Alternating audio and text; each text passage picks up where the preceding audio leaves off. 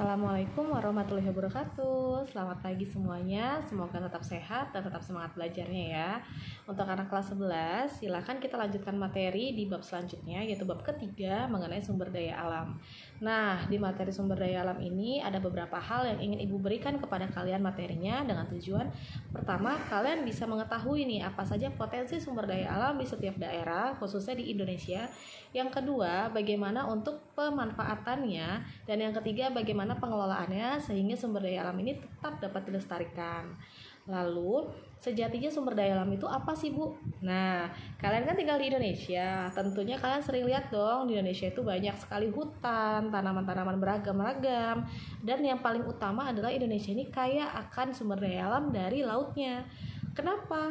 Karena Indonesia ini terletak di antara dua lempeng benua, lalu dua perbatasan benua, yaitu Australia dan Asia, serta berada di garis sirkum Pasifik, yang dimana untuk dari zat tanahnya saja sudah menghasilkan banyak vitamin dan mineral untuk tumbuh-tumbuhan sehingga sangat beragam tumbuhnya.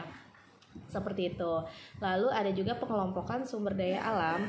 Bila dilihat dari asalnya ada abiotik dan juga ada biotik. Abiotik apa saja, Bu? Nah, ini adalah zat yang tidak berasal dari makhluk hidup. Contohnya batu bara, timah gitu ya. Kalau biotik apa saja, Bu? Ini bisa berasal dari zat makhluk hidup seperti minyak ya. Minyak bumi ini kan berasal dari plankton yang mengendap selama bertahun-tahun atau berjuta-juta tahun.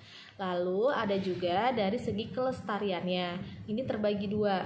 Yang pertama, ada yang disebut sumber daya alam yang dapat diperbaharui. Apa saja itu, Bu? Mohon maaf sebelumnya, yang diperbarui ini bisa disebut juga dengan renewable resource. Kalau contoh-contohnya misalnya kayak hutan, tanaman-tanaman ya, lalu juga tumbuh-tumbuhan, hewan, pokoknya flora fauna itu bisa diperbaharui.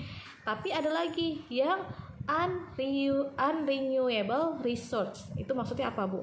Jadi ini adalah sumber daya alam yang tidak dapat diperbaharui. Contohnya bukan dia nggak dapat diperbaharui, tapi bila ingin diperbaharui dia membutuhkan waktu yang sangat lama, sehingga ini bisa disebut juga tidak dapat diperbaharui. Kalau habis dieksploitasi, maka kalian tidak bisa menikmati lagi. Contohnya minyak bumi, batu bara, seperti itu ya.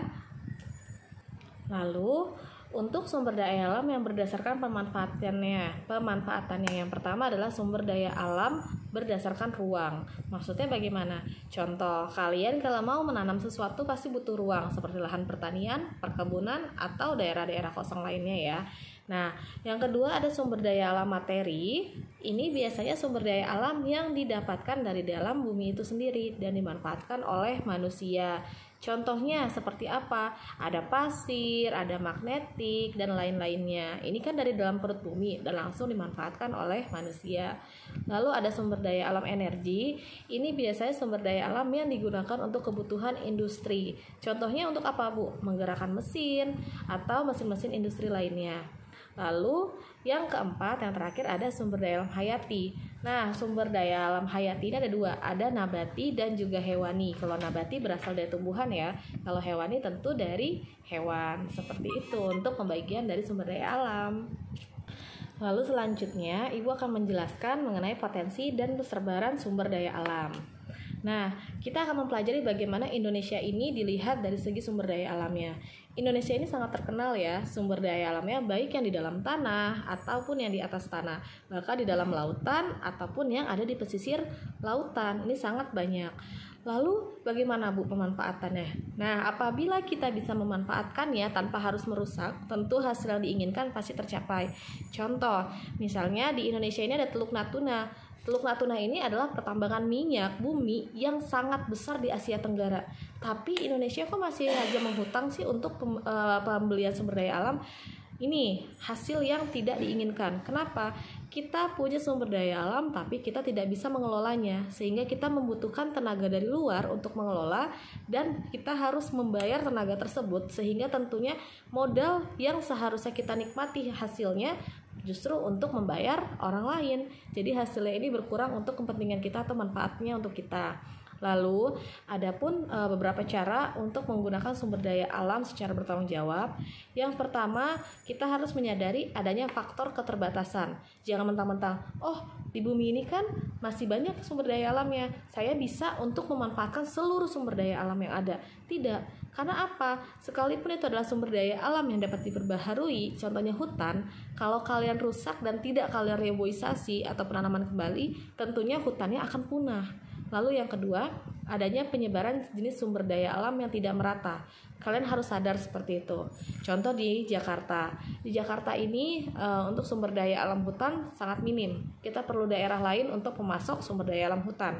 Nah, jadi kita harus menyadari kita punya keterbatasan. Apa yang harus kita lakukan? Seperti itu. Lalu yang ketiga, adanya faktor sumber daya alam yang dapat diperbaharui dan tidak dapat diperbaharui. Kalau kalian paham maksudnya, kalian pasti tahu bagaimana cara penggunaannya. Contoh, kalau misalnya yang dapat diperbaharui, kalian bisa menggunakan sumber daya alam tersebut lalu bisa memelihara kembali. Misal, kalian ngambil hasil laut nih, ikan-ikan. Nah, kalian ngambil secukupnya aja, tidak menggunakan pukat harimau atau bom untuk meledakkan dalam laut seperti itu. Karena apa? Bom tersebut itu bisa merusak terumbu karang. Kalau terumbu karangnya rusak, ya nggak ada tempat buat bertelur para ikan-ikannya. Nah, hasilnya apa? Generasi selanjutnya si ikan untuk yang kita tangkap pasti nggak ada. Lalu, untuk sumber daya alam yang tidak dapat diperbaharui, contohnya misalnya minyak bumi, kalian bisa menggunakan alternatif lain atau menggunakannya sesuai dengan keperluan. Jangan mentang-mentang, oh minyak bumi kita banyak, maka kita bisa menggunakannya dengan cara yang boros. Tidak, seandainya minyak bumi habis, kalian tidak bisa menggunakan bensin, LPG untuk masak, dan lain-lain sebagainya. Seperti itu ya. Hari ini penjelasan tentang Ibu mengenai sumber daya alam, mohon dicatat dan nanti fotokan di dalam Google Classroom. Terima kasih. Wassalamualaikum.